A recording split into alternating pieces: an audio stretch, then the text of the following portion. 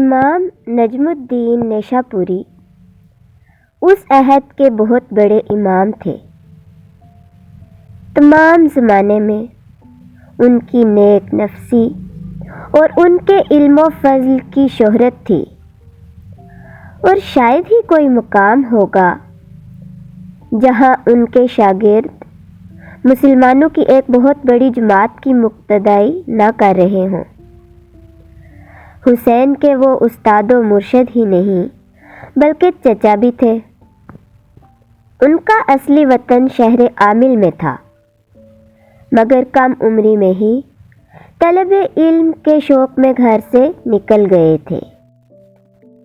دنیا کی بڑی بڑی درسگاہوں میں شریک ہوئے، بغداد پہنچے، مدرسہ نظامیہ کی طالب علمی کی، پھر مشرقی بلاد علم کی سیاست میں مشغول ہوئے۔ ان دنوں وہ علم و فضل کے بڑے مرکز اور خدا شناسی کے نامور کتب بنے ہوئے تھے۔ حسین نے ایک ایسے نیک نفس اور باخدا عزیز کے قتل کرنے کا حکم سنا تو یکا یک کچھ ایسی حیرت و پریشانی ہوئی کہ بے ہوش ہو گیا۔ شیخ علی وجودی نے اس کے ہوش میں لانے کی کوئی تدبیر نہ کی، بلکہ اسی طرح زمین پر پڑا رہنے دیا۔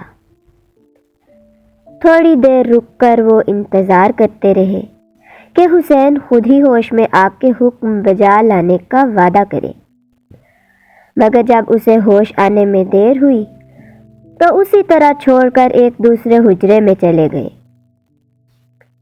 شاید 2 گھنٹے میں حسین کو ہوش آیا، اور اس کے ساتھ ہی شیخ کا واجب التعمیل حکم بھی یاد آیا۔ قریب تھا کہ دریائے غفلت میں ایک اور غوطہ لگائے، مگر سنبھلا اور اٹھ کے چاروں طرف دیکھا۔ مفہوم سمجھنے میں غلطی ہوئی؟ بے شک ایسا ہی معلوم ہوتا ہے۔ ایک نیک نفس اور حقیقت بین شخص نے تو اس قسم کے سخت ظلم و گناہ کا حکم نہ دیا ہوگا۔ مجھے قتل عمد کی ہدایت، اور قتل بھی کس کا؟ شیخ نجم الدین نیشاپوری کا، جن سے بڑا عالم و فاضل اس وقت صفحہ ہستی پر نہیں۔ یقیناً مجھ سے غلطی ہوئی، مگر فرض کیا جائے کہ شیخ نے یہی حکم دیا ہے تو یہ کیا مجھ سے ہو سکے گا کہ اپنے پیر و مرشد اور اپنے چچا کو قتل کر ڈالوں؟ کام کر بہت مشکل معلوم ہوتا ہے۔ دنیا کیا کہے گی؟ اور پھر دین میں بھی تو ہے کہ من قتل مؤمنا متعمدا فقد کفر۔ اس حکم کو بجا لا کے سوا اس کے کہ رسوائی حاصل کروں اور کوئی فائدہ نظر نہیں آتا۔ بس خطر الدنیا والآخرہ کے سوا اور کچھ نہیں۔ مگر ہاں، شیخ نے کہا تھا کہ ہر ظاہر کا ایک باطن ہے، اس میں بھی کوئی فائدہ ضرور مقصود ہوگا۔ حقیقت بینی اور رموز قدرت جاننے میں امام نجم الدین شیخ علی وجودی کا مقابلہ نہیں کر سکتے، اور نہ خیال میں آتا ہے کہ شیخ علی وجودی کی نیت بری ہے۔ کوئی تعجب نہیں کہ کسی روحانی مصلحت سے انہوں نے بظاہر ایسے مکروہ کام کا حکم دے دیا ہو۔ واقعی اگر یہی حکم ہوا ہے تو مجھے تحمل نہ کرنا چاہیے۔ یہ میرا پہلا امتحان ہے، اگر ذرا بھی عذر کیا تو گناہ گار بھی ہوں گا اور زمرد کے وصال سے محروم رہوں گا۔ دل میں یہ خیال جما کہ حسین حجرے سے نکلا اور مختلف حجروں میں ڈھونڈتا ہوا اس حجرے میں پہنچا جس میں شیخ علی وجودی تھے۔ ان کی صورت دیکھتے ہی قدموں پر سر رکھ دیا اور چلایا، مجھے وہ حکم یاد نہیں رہا، جلدی بتائیے کہ تعمیل کے لیے روانہ ہوں۔ شیخ، دیکھو تمہیں اب بھی تحمل نہ ہو، مجھے اندیشہ ہے کہ تمہارے دل میں بدگمانی پیدا ہو اور تم اپنی ساری محنت ضائع کر دو۔ خوب یاد رکھو کہ ہر ظاہر کا ایک باطن ہے۔ حسین، خوب یاد ہے اور مجھے ذرا بھی تحمل نہ ہوگا۔ شیخ، تو جاؤ امام نجم الدین نیشا پوری کو قتل کر دو۔ حسین: بہتر، اگر میں مار ڈالا گیا؟ شیخ: کوئی مذائقہ نہیں، بلا زحمت زمرد سے جا ملو گے، مگر مجھے معلوم ہے ایسا نہ ہوگا۔ حسین: تو میں رخصت ہوتا ہوں۔ شیخ: ٹھہرو، ایک خنجر تیز نکال کر لو، اس خنجر کو اپنے پاس چھپا کے رکھو اور جس وقت موقع ملے اس سے کام لینا۔ مرشد کا عطا کیا ہوا خنجر لے کے حسین نے اپنے استاد کی جان لینے کے لیے مشرق کی راہ لی۔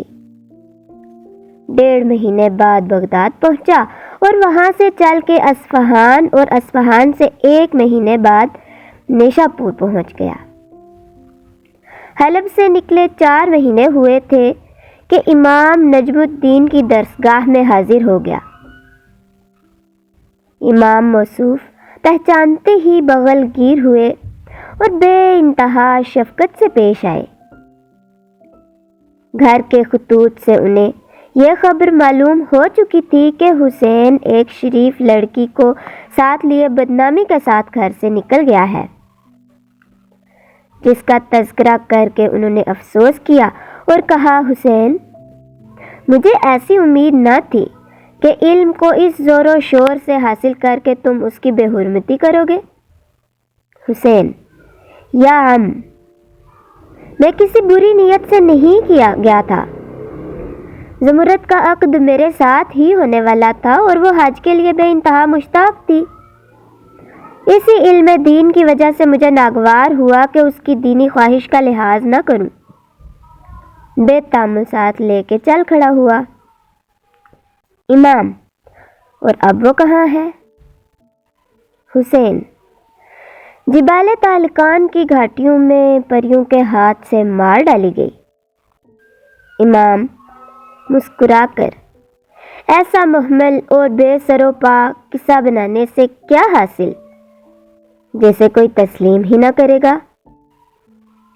حسین: جس بے تکلفی سے میں نے یہ قصہ بیان کر دیا ہے، اسی سے آپ اندازہ فرما سکتے ہیں کہ میرے بیان میں کسی بناوٹ کا دخل نہیں۔ امام: خیر، اب یہاں کس غرض سے آئے ہو؟ ویڈیو اچھی لگی ہو تو لائک کریں، چینل کو سبسکرائب کریں اور بیل آئیکن پریس کریں۔ اگلی ویڈیو تک کے لیے مجھے اجازت دیجیے۔ اللہ حافظ۔